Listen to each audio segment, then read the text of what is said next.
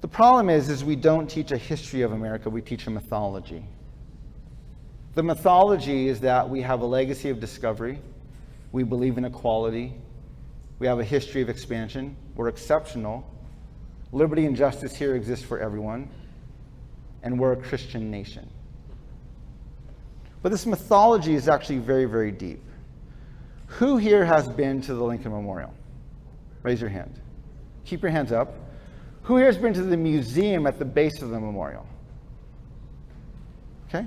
At the base of the Lincoln Memorial, there's a small museum about half the size of this gym. And on each wall, there are plaques with different writings and quotes by Abraham Lincoln about different parts of his legacy. And on one wall, there's a series of 5 or 6 plaques. They're a little bit smaller than these things back here. They're about 4 or 5 feet tall, about 2 or 3 feet wide. And in the center of that wall, on one of the plaques, is his writings about the Union. And on that plaque, it says, "I would save the Union. My paramount object in the struggle," writes Abraham Lincoln, "is not to save or destroy slavery, it's to preserve the Union. If I could save the Union without freeing any slave, I would do it. If I could save it by freeing all the slaves, I would do it. And if I could save it by freeing some and leaving others alone, I would also do that." Now, the Lincoln Memorial is one of the safe places in Washington, D.C. for people of color. Marches and speeches and protests have gone on in front of the Lincoln Memorial. And in the memorial, at the base, etched in stone, is a quote by Abraham Lincoln that literally says, according to him, black lives don't matter. I don't know what's more offensive, the fact that he said it or someone felt this was fit to hang here. The problem is we don't teach a history of America, we teach a mythology. The mythology says discovery, the history says dehumanization. The mythology says equality, the history says for a select few. The mythology says expansion, the history says ethnic cleansing. The mythology says exceptionalism, the history says genocide. The mythology says liberty and justice for all, the history says liberty and justice for white landowning men. The mythology says Christian nation, the history says Christendom. Now again, maybe you're thinking that's strong. I want you to think back to last summer. June of last summer, there was a terrorist attack in London. A car drove into some people, a guy got out and knifed some people. And on the day of that attack, Congressman Clay Higgins, who's from the 3rd District of Louisiana, he's a U.S. congressman, on his public Facebook page, this is what he wrote. "The free world, all of Christendom, is at war with Islamic horror. Not one penny of American treasure should be granted to any nation who harbors these heathen animals. Not a single radicalized Islamic suspect should be granted any measure of quarter. Their intended entry to the American homeland should be summarily denied. Every conceivable measure should be engaged to hunt them down, hunt them, identify them, and kill them all. For the sake of all that is good and righteous, kill them all." U.S. Congressman Clay Higgins, 3rd District of Louisiana, June 4, 2017. They determined that the principle was that discovery gave title to the land, to the government by whose subject or by whose authority was made, against all other European governments, and that title was consummated by possession. They then go on to reference the doctrine of discovery as a legal instrument, and use that to determine that natives who are here first, but are not fully human, we only have what's called aboriginal title, the right of occupancy to the land. Like a fish occupies water, a bird occupies air. And Europeans have the right of discovery to the land, the fee title to the land, and therefore they are the true title holders. This precedent, well, this case, along with a few others in the 1820s and 30s, create the legal precedent for land titles. So today, if the Yakut people were to come back and say we want our land back and sue the city of Fresno in court, the city of Fresno wouldn't say we have a treaty with you because that treaty's been broken. They wouldn't say we conquered you because then the city of Fresno and the U.S. would lose their moral authority. They would go back to this 1823 Supreme Court case and say, no, look at, we have the right of discovery to this land, and you only have the right of occupancy. You are what the U.S. government calls a domestic dependent. And you can be removed from this land, and therefore they will lose this case in court. How do I know this? Because something like this happened in 1954. Hold on. In 1985, and most recently in 2005,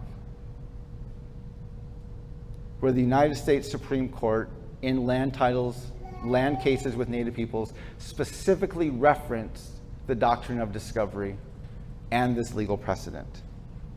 This, of course, makes the United States Supreme Court a white supremacist court that to this day has and uses legal precedent based on the assumption of white supremacy and the dehumanization of indigenous peoples.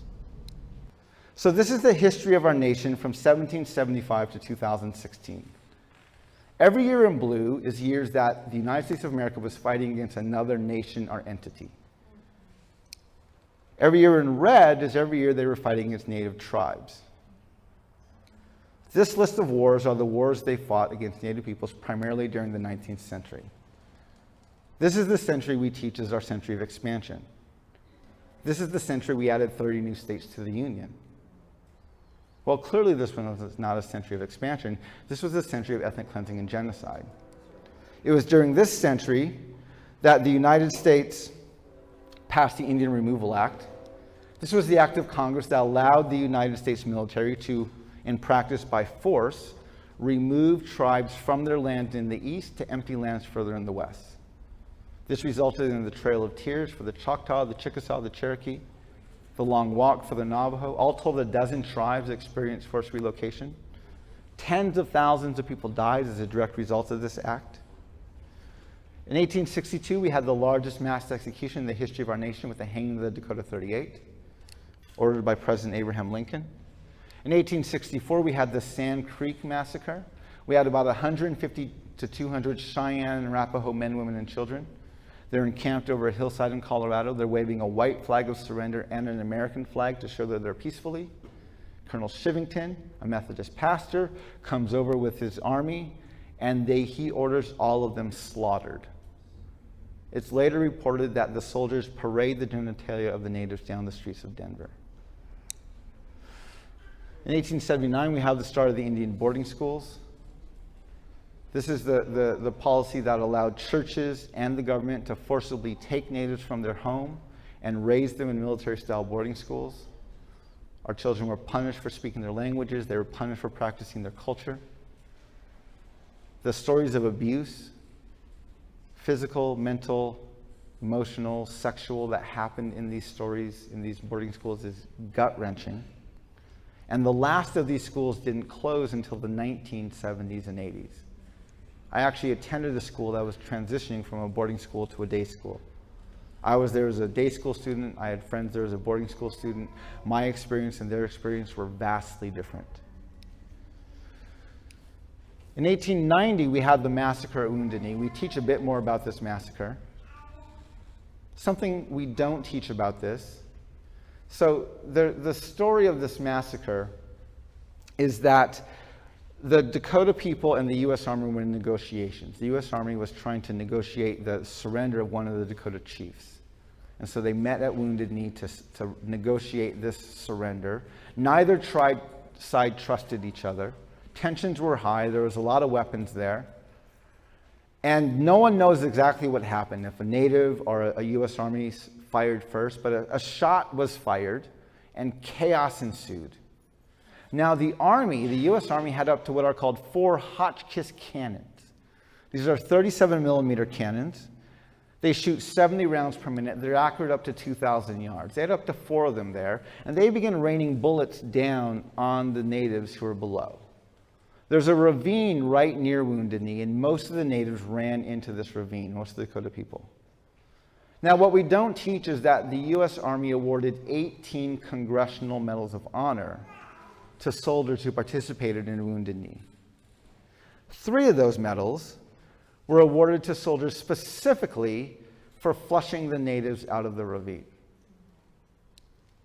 This is what our nation looked like in 1840. The dark states to the east are the actual states. The lighter lands to the west are territories, are uncharted lands, unsettled lands. If you go on the U.S. Army military website, and you can look up medals of honor by war and by conflict. And if you look up medals of honor by Indian war campaigns, you will notice that there are 425 Congressional Medals of Honor for U.S. soldiers between 1839 and 1898 for fighting in the Indian Wars. At the end of the century, this is what the nation looked like. During this century, the dominant population ballooned from 5 million to 76 million. And the native population, that in the 1500s was at 4 million. In the 1800s, it was at 600,000. And by the 1900s, it was at 297,000. Between 1839 and 1898, there's just no other way to say it. Our nation awarded 425 Congressional Medals of Honor for the ethnic cleansing and genocide of Native peoples.